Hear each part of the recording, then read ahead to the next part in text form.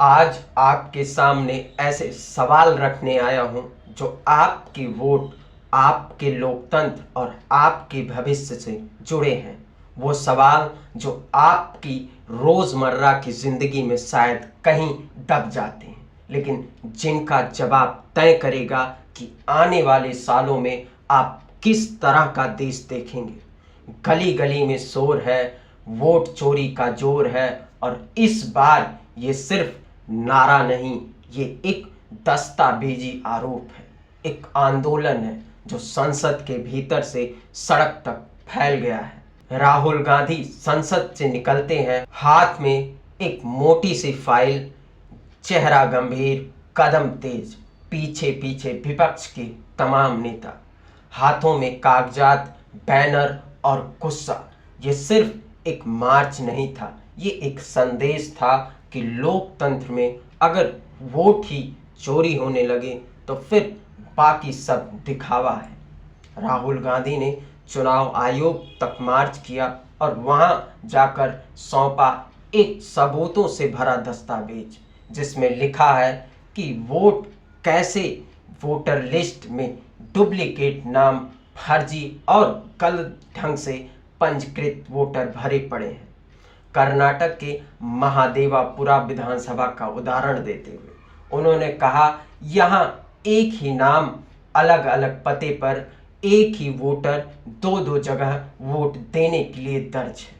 अब आप सोचिए, ये सिर्फ एक विधानसभा की बात है तो फिर पूरे देश में क्या हाल होगा।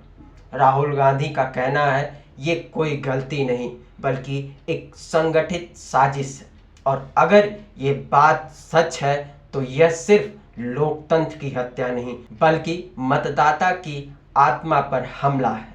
बात सिर्फ कर्नाटक की नहीं, बिहार में जो इससे भी बड़ा खेल हुआ है, स्टेट वाइड रिवीजन यानी सर के बाद 65 लाख नाम वोटर लिस्ट से हटा दिए गए। सोचिए, 65 लाख, ये संख्या पटना या चंडीगढ़ जैसे पूरे शहर की आबादी से भी ज़्यादा है। सरकार का तर्क है ये डुप्लीकेट थे, मृत थे या पते बदले चुके थे, लेकिन विपक्ष कहता है ये एक बहाना है और इसके जरिए विपक्षी दलों के वोटर को टारगेट करके हटाया गया है। और अब यहाँ मामला सुप्रीम कोर्ट में है। सुनवाई में जज ने पूछा, क्या चुनाव आयोग के पास इन हटाए गए वोटर्स की डेटा है? और वहीं विपक्ष ने कहा डेटा है लेकिन पारदर्शिता नहीं है। अब सवाल ये है, क्या ये सफाई वोटर लिस्ट को बेहतर बनाने के लिए है या फिर वोटर लिस्ट को मनमाफिक बनाने के लिए है? लोकतंत्र का दिल सिर्फ संसद में नहीं धड़कता, वो धड़कता है हर वोटर के पास उसके वोट की ताकत में। अगर उस दिल की धड़कन को ही रोक दिया जाए तो फिर संसद में बचता क्या है। अब एक और खबर जो पहली नज़र में विदेश की लग सकती थी, लेकिन असर हमारे घर तक आता है।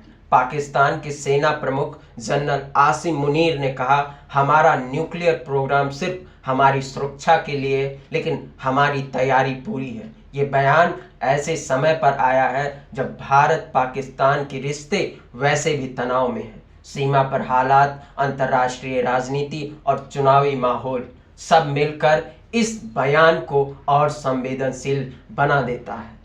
सोचिए, अगर पड़ोसी देश बार बार परमाणु क्षमता की याद दिलाए तो उसका असर सिर्फ रणनीति पर नहीं बल्कि हमारे सुरक्षा बजट, हमारी कूटनीति और हमारे दिमाग पर भी पड़ता है। अब जरा देश के भीतर लौटते हैं। सुप्रीम कोर्ट ने आवारा कुत्तों के मामले में बड़ा आदेश दिया है। कहा गया है राज्य सरकारें सिर्फ पकड़कर छोड़ने का काम ना करें बल्कि नसबंदी और टीकाकरण का पूरा इंतजाम करें। यह मुद्दा भले आपको रोजमर्रा का लगे, लेकिन ये भी राजनीति और प्रशासन की क्षमता का एक हिस्सा बन चुका है। इम्तिहान है, क्योंकि गली में कुत्तों की संख्या बढ़ना, रेबीज के मामले बढ़ना, ये सिर्फ स्वास्थ्य का नहीं बल्कि शहरी प्रबंधन का भी सवाल है। और अब चलते हैं उत्तर प्रदेश के फतेहपुर, जहां एक पुराना ढांचा है जिसके बारे में स्थानीय लोग कहते हैं कि ये मंदिर है, जबकि कुछ इसे मकबरा बताते हैं। मामला कोर्ट में है, माहौल तनाव में है। ये वही पुराना पैटर्न है, इतिहास, धर्म और राजनीति तीनों मिलकर ऐसा मुद्दा बना देते हैं जिसमें ना वोटर लिस्ट सुधारी जाती है, न सड़क, न पानी, न बिजली, लेकिन टीवी पर हेडलाइन पक्की हो जाती है। अंत में एक खबर जिससे डर और राहत दोनों का एहसास कराया। एयर इंडिया की दिल्ली से सैन फ्रांसिस्को जारी फ्लाइट को इंजन में तकनीकी खराबी के बाद इमरजेंसी लैंडिंग करनी पड़ी। सौभाग्य से कोई एहतियात नहीं हुआ, लेकिन ये घटना हमें याद दिलाती है कि चाहे आसमान हो या जमीन, सुरक्षा में एक चूक भी भारी पड़ सकती है।